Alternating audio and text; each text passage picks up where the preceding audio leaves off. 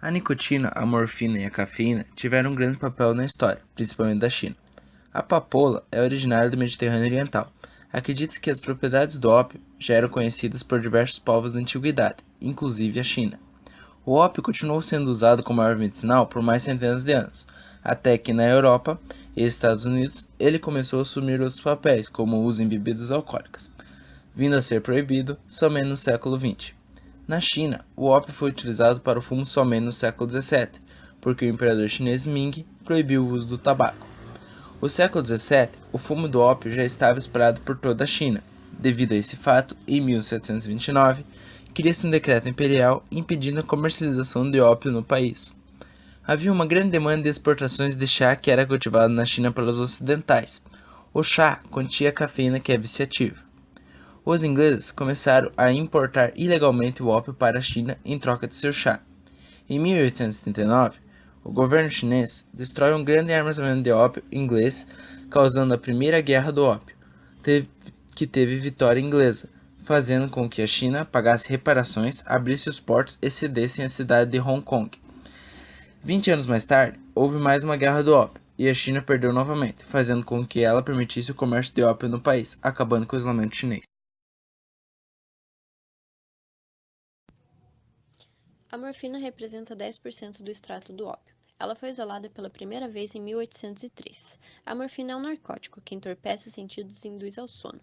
A fim de melhorar a morfina, ela foi submetida a uma reação de acilação, constituindo e substituir o grupo OH por um grupo CH3CO. O produto dessa reação foi a diacetilmorfina, conhecido como heroína. No nosso sistema, a heroína faz a mesma coisa que a morfina, porém a molécula de heroína é mais facilmente transportada pela corrente sanguínea, produzindo euforia rápida e intensa, causando um maior vício. A morfina é usada contra a dor, porque ela interfere os sinais nervosos enviados ao cérebro. É como se ela ocupasse e bloqueasse o receptor de dor do cérebro. As propriedades da morfina devem a uma sequente combinação, que é chamada de regra da morfina, onde ela tem um anel benzênico, um átomo de carbono quaternário, dois grupos de CH2 e o átomo de nitrogênio terciário. E essas quatro propriedades podem ser vistas no anel tanto da heroína quanto da morfina. A nicotina era desconhecida na Europa até a chegada de Colombo no Novo Mundo, onde em seus relatos ele conta que viu homens e mulheres bebendo, inalando e fumando rolos de folhas em brasa dentro de suas narinas, o popular fumar ou cheirar rapé.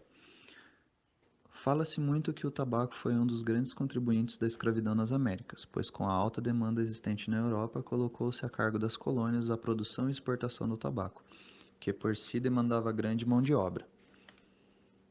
Em pequenas doses, a nicotina funciona como um estimulante do sistema nervoso central e do coração, mas em doses altas atua como depressor. As pontes de junção formadas com as células nervosas que intensificam a transmissão dos impulsos nervosos não é facilmente eliminada entre os impulsos, de modo a começar uma obstrução dessa transmissão, diminuindo a atividade do coração e a oxigenação do cérebro, causando um efeito sedativo. A toxicidade também varia, conforme a quantidade e com a maneira com que ela entra no corpo. Quando se fuma, grande parte da nicotina é oxidada pela alta temperatura, mas ainda assim é muito perigosa, pois o que restou na fumaça é absorvido diretamente pela corrente sanguínea através dos pulmões. A cafeína é um poderoso estimulante do sistema nervoso central.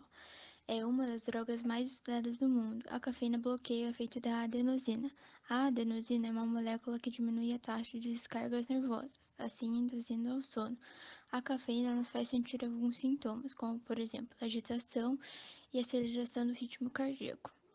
A cafeína é usada em alguns medicamentos, como por exemplo para asma, enxaqueca, entre outros.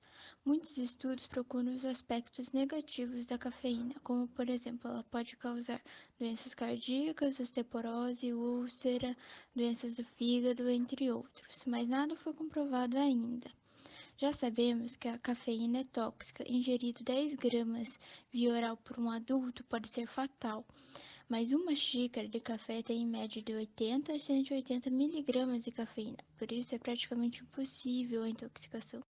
É provável que o homem pré-histórico conhecesse plantas que continham cafeína. cacau, chá ou café, mas não se sabe ao certo qual deles eles utilizavam. Reza a lenda que o primeiro imperador mítico da China introduziu a técnica de ferver a água. Um dia, folhas de uma árvore próxima caíram na água fervente, fazendo com que fosse a primeira infusão da história. No século XVII, os holandeses levaram fardos de chá para a Europa, e então se espalha para o mundo todo, tendo grande importância na história de países como os Estados Unidos. E então armava-se o palco para o papel que ele e sua cafeína desempenharia nas guerras do ópio e na abertura do comércio com a China. Lembra quando Willy Wonka conhece os Umpa-Lumpas e ganha um cacau? A história do chocolate é parecida. Colombo presenteou o rei Fernando da Espanha com sementes de cacau. Mas só em 1528 que os europeus reconheceram o efeito estimulante de seus alcaloides, após ingerirem uma bebida amarga dos astecas. Só um século mais tarde que o café foi introduzido na Europa, e então se espalhou pelo mundo. No início foi proibido pelos seus efeitos, mas depois ganhou seu lugar na mesa dos operários e conquistou o mundo, sendo muito importante inclusive para a economia de vários países mais tarde, como o Brasil.